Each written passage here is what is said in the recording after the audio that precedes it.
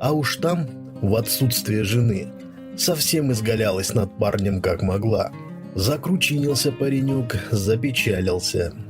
Так уж устроен человек, что надо ему поделиться с другими, хоть горем, хоть радостью. Вот он и поделился с братвой из бригады. И посоветовали ребятки просто-напросто переспать с тещей. Или поможет и станет как шелковая, или с женой разведешься. Третьего не дано. Васек заупрямился. Как же так?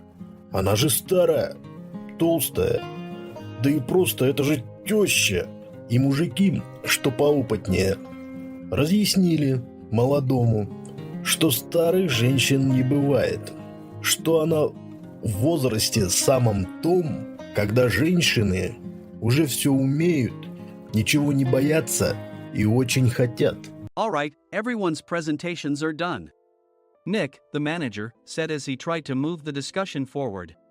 Excuse me, I haven't. I recently found out something. Nick interrupted me and began to speak.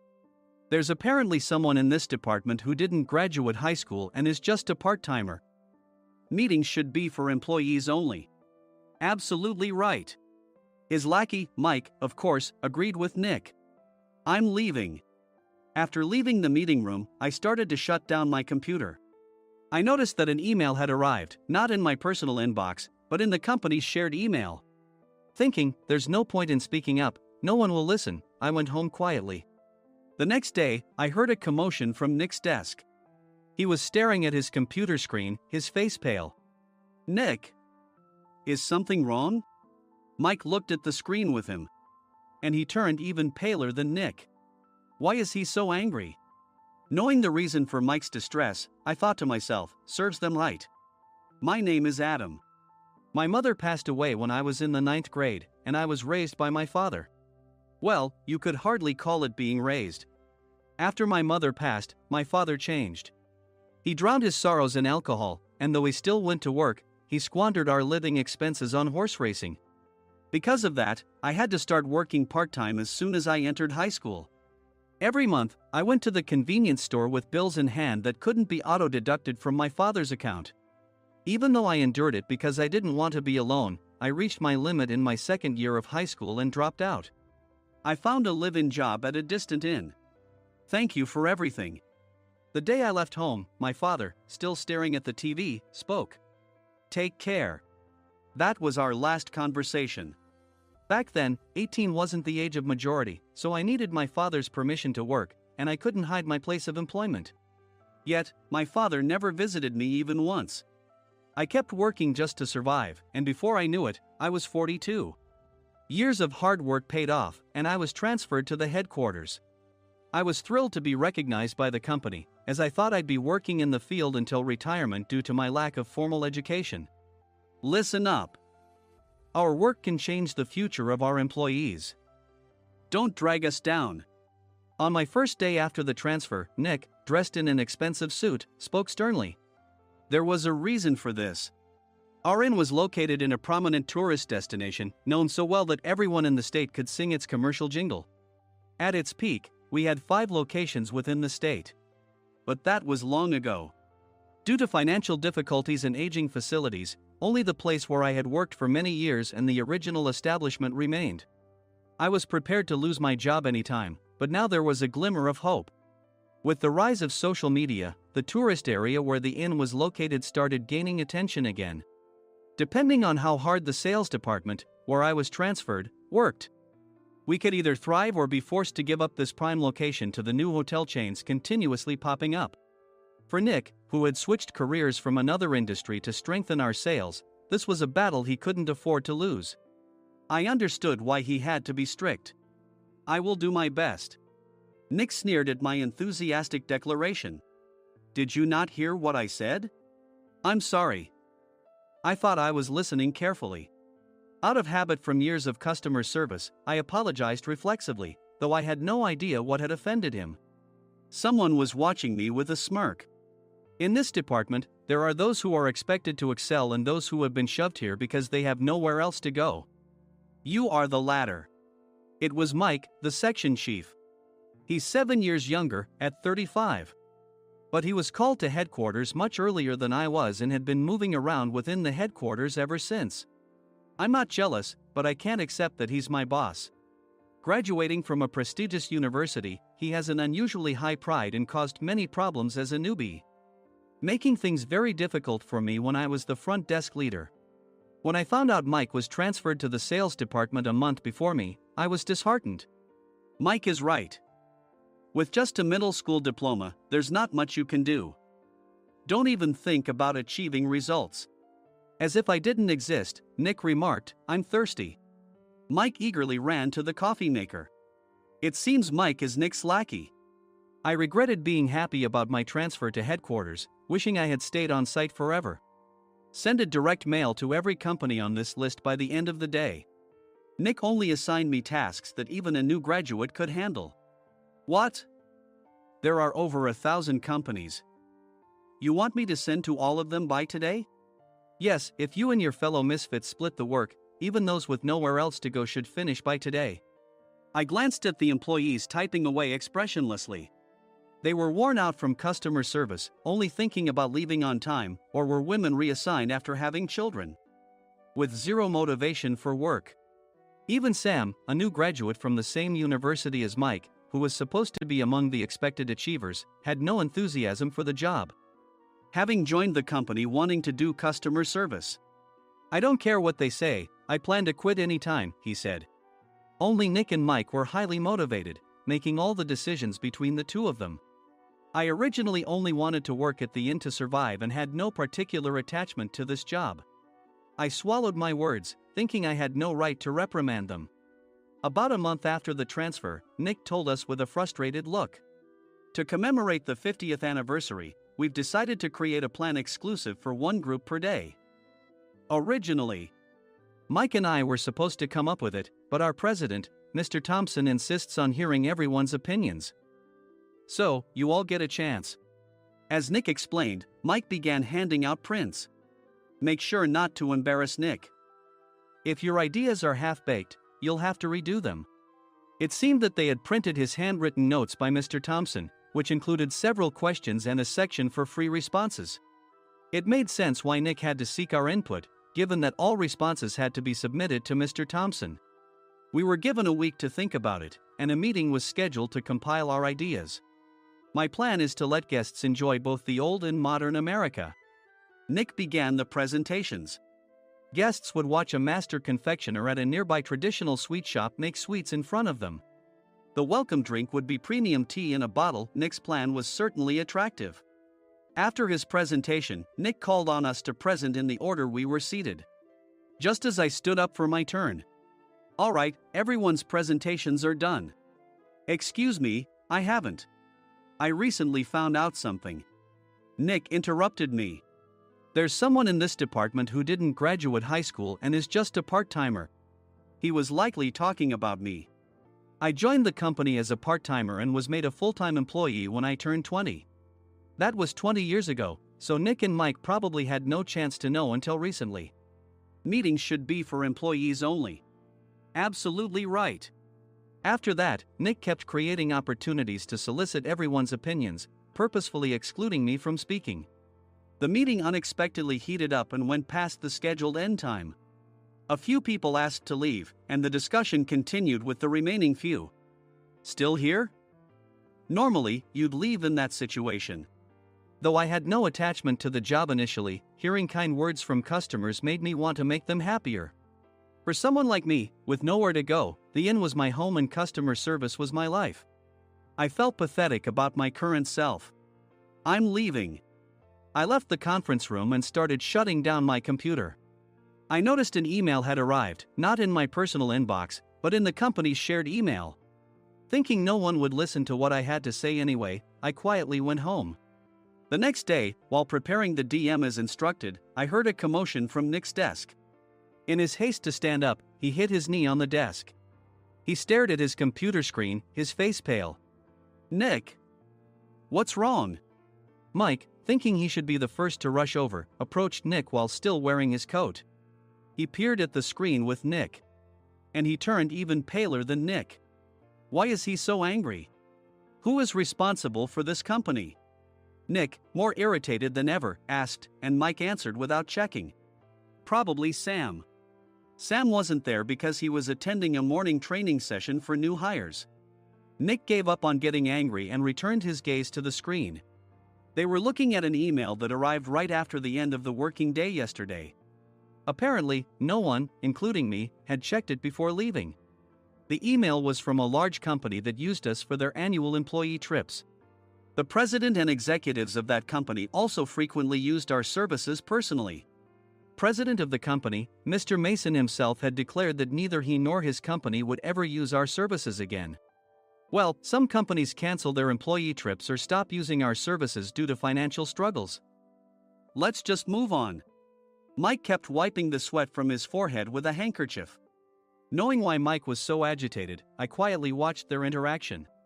Do you know how much revenue we get from that company? We can find other guests to fill the rooms, but we'll lose the banquet costs, gift shop revenue, rental car fees, and more. Moreover, the gifts were supposed to be prepared by the traditional confectionery shop involved in Nick's proposed plan. If it's known that we incurred such a huge loss at this critical time, Nick's position in the company would be jeopardized. Nick took a deep breath, seemingly trying to calm himself. All right, Mike. Go to New York right now and apologize to Mr. Mason. What? You're coming with me, right? I have urgent work to do. I trust you, which is why I'm entrusting this to you. Please. Mike, believing Nick's sincerity, agreed with a determined look on his face, saying, yes. That's Nick for you. Even if Mike went to apologize, Nick would shift all the blame onto him if the client didn't change their mind. Well, it was Mike's fault to begin with, so it served him right. About 3 hours later, Sam answered a call from somewhere and repeatedly apologized, saying, I'm very sorry. Everyone watched to see what was happening. After ending the call, he informed Nick with a weary tone. When Mike arrived at the client's company, he only made things worse, further infuriating Mr. Mason. He was demanding, get his boss here immediately. It was no wonder Sam was exhausted, dealing with such a call right after returning from training. What is that idiot doing? All right, Adam, you're coming with me. If sacrificing Mike didn't work, then I must be next. Normally, I'd want to refuse at all costs, but I saw an opportunity in this situation. If I can be of assistance, I'd be happy to join you. I obediently followed Nick, and we flew to New York. When we introduced ourselves at the reception, it became clear how serious the situation was, as the receptionist personally escorted us to the president's office. Angry voices leaked through the door, making both Nick and me uneasy. Excuse me. I'm Nick, the supervisor. I understand my subordinate has caused you trouble, and I deeply apologize. Nick, with his experience in the corporate world, knew enough to offer an apology before excuses. However, his customer service skills left much to be desired. I sighed as I saw Mike trembling like a small dog in the corner of the room.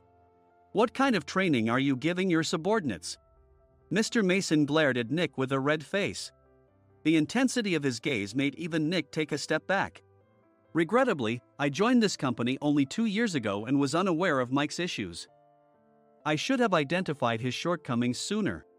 Indeed. I should have realized sooner. No sensible person would come to apologize and then give a lengthy presentation on the drawbacks of not using their in. Nick froze, his mouth slightly open. Suspecting the worst, I picked up the documents that had fallen to the floor. It seemed Mike hastily prepared these documents on the plane, listing the disadvantages. Disadvantage 1: if you change the venue for the company trip, employees might suspect it's for cost-cutting reasons, leading to a negative impression. Reading it aloud half-jokingly, Nick snatched the papers from my hand and checked the contents with a furious expression.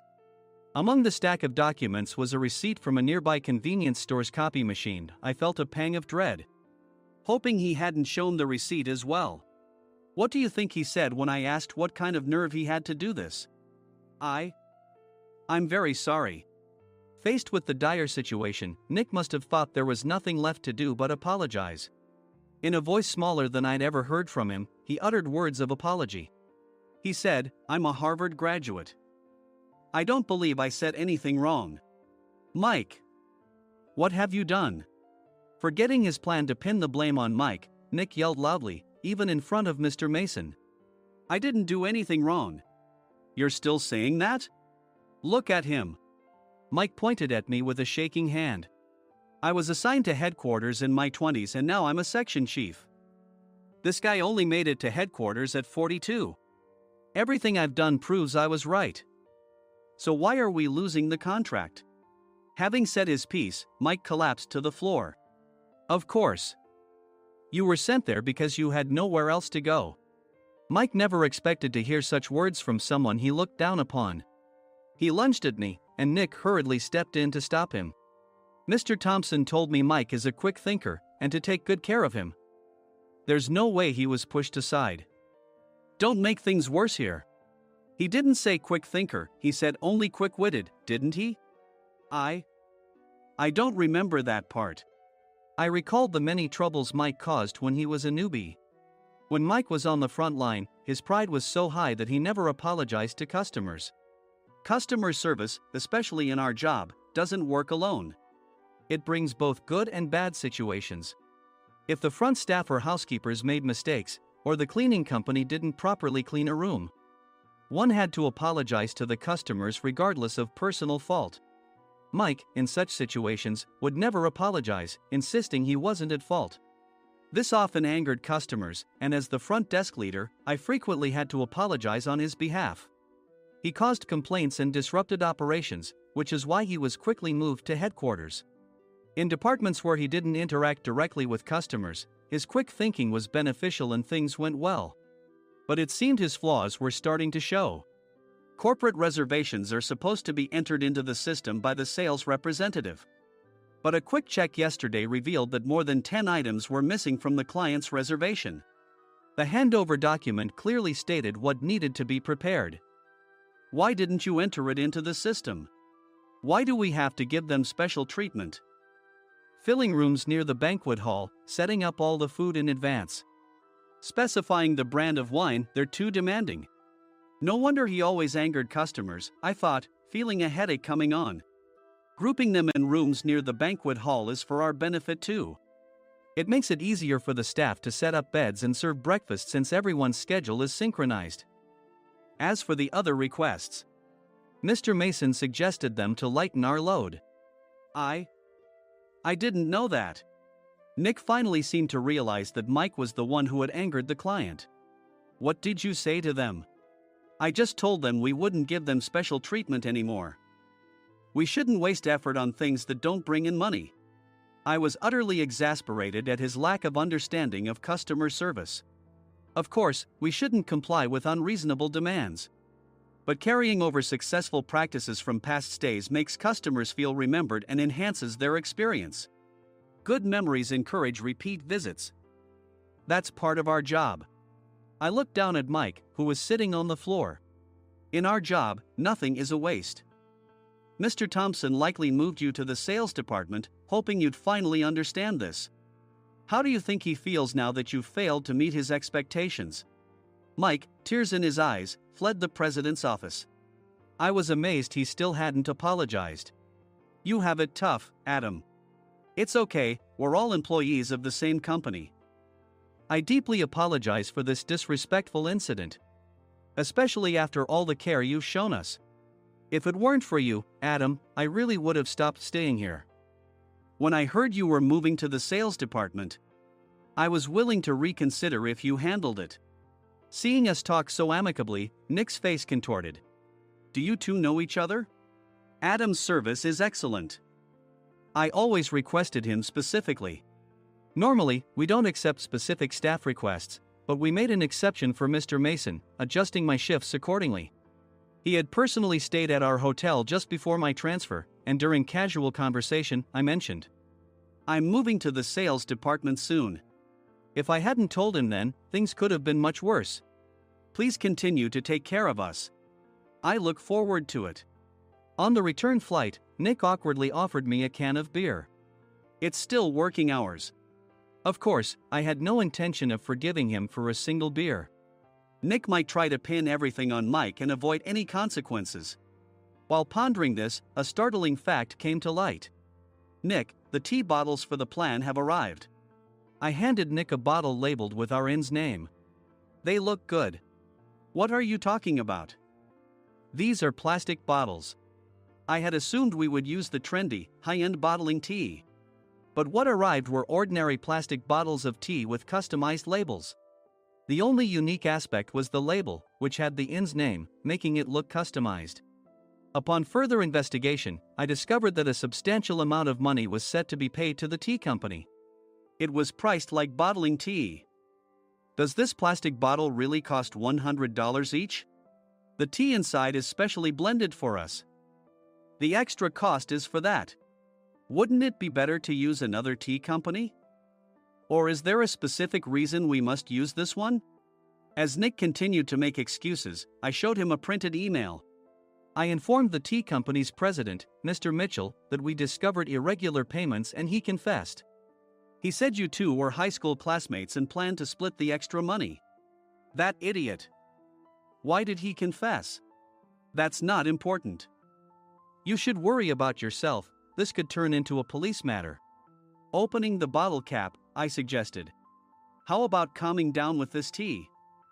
It supposedly has a relaxing effect. Nick drank the tea frantically. In the following days, decisions were made about their fates. Mike was reassigned to the General Affairs Department, with no chance of transfer or promotion, as per Mr. Thompson's orders. As for Nick, since the payment to the tea company hadn't yet been made, he narrowly avoided legal trouble. Instead, he was encouraged to leave the company, and to avoid further complications, Nick submitted his resignation. Rumor has it that connections between HR departments have made it difficult for him to find new employment. Even though it was good to have those two gone, something unexpected happened in the sales department. Everyone became motivated and united in refining the 50th anniversary plan. In the end, my plan was adopted. We collaborated with the Tourist Information Center to provide personalized guides. The plan, tailored to the number of guests, was truly special for the 50th anniversary. Hey, is Adam's family coming to stay? I immediately booked that special plan for my family. Sam noticed it on the reservation list and quickly picked up on it. Yes, I'm inviting my father. That's great. I might invite my parents too. I lacked the courage to face my father just as Adam. But here, with the confidence Mr. Mason praised, I felt ready. The 50th anniversary plan was a perfect opportunity to reconnect with my father. I hoped to bring back the days when we could laugh together as we once did.